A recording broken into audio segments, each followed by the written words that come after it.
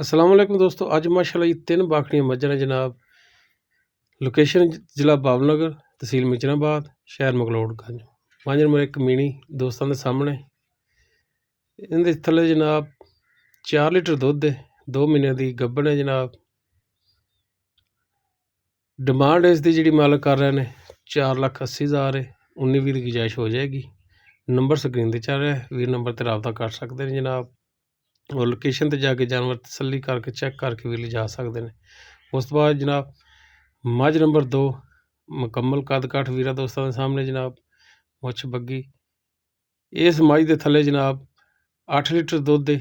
ਇਹ ਜਨਾਬ ਦੋਵੇਂ ਟਾਈਮ ਮਿਲਦੀ। ਪਹਿਲੇ ਨੰਬਰ ਵਾਲੀ ਸ਼ਾਮ ਦੀ ਸ਼ਾਮ ਮਿਲਦੀ, ਇਹ ਜਨਾਬ ਸੁਬਹ ਸ਼ਾਮ ਮਿਲਦੀ। 8 ਲੀਟਰ ਦੁੱਧ ਹੈ ਜਨਾਬ। ਬਾਕੀ ਝੋਟਾ ਵਿੱਚ ਫਿਰਦਾ, ਗੱਭਣ ਦਾ ਕੋਈ ਪਤਾ ਨਹੀਂ ਪੱਕਾ। ਇਹ ਵਿਹਲੀ ਕਰਕੇ ਜਨਾਬ ਮਾਲਕਾਂ ਨੇ ਦੇਣੀ ਜਨਾਬ। ਇਸ ਮੱਝ ਦੀ ਵੀ ਡਿਮਾਂਡ 4,80। ਮੱਝ ਨੰਬਰ 3 ਹੈ ਜਿਹੜੀ, ਮਾਸ਼ਾਅੱਲਾ ਜੀ ਇੱਕ ਤੋਹਫਾ ਹੀ ਹੈ। ਤੁਰਨੀ ਕੋਲੇ ਦਾ ਨਾਮੋ ਨਿਸ਼ਾਨ ਕੋਲ ਬਿਲਕੁਲ ਮਾਸ਼ਾਅੱਲਾ ਜੀ, ਸੋਹਣਾ ਥਣ ਲੱਗਿਆ। ਕੁੱਡਾ ਪੁੱਠਾ ਵੀਰਾਂ ਦੋਸਤਾਂ ਦੇ ਸਾਹਮਣੇ ਇੱਕ ਗੱਡੀ ਦੇ ਵਿੱਚ ਜਨਾਬ।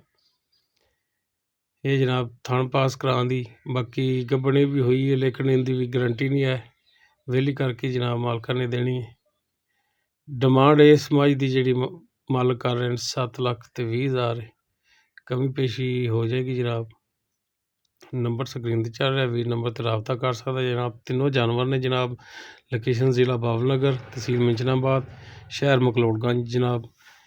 ਵੀਰ ਮੌਕੇ 'ਤੇ ਜਾ ਕੇ ਲੋਕੇਸ਼ਨ 'ਤੇ ਜਾ ਕੇ ਆਪਣਾ ਜਾਨਵਰ ਤਸੱਲੀ ਕਰਕੇ ਵੀ ਲੈ ਸਕਦੇ ਨੇ ਜਨਾਬ।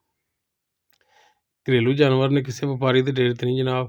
ਘਰੇਲੂ ਜਾਨਵਰ ਨੇ ਤਿੰਨੋਂ ਹੀ। ਤਸੱਲੀ ਕਰ ਲੈਣੀ ਵੀਰਾਂ ਨੇ। ਬਾਕੀ ਲੈਣੇ ਦੇਣੇ ਮੁਕੱਦਰ।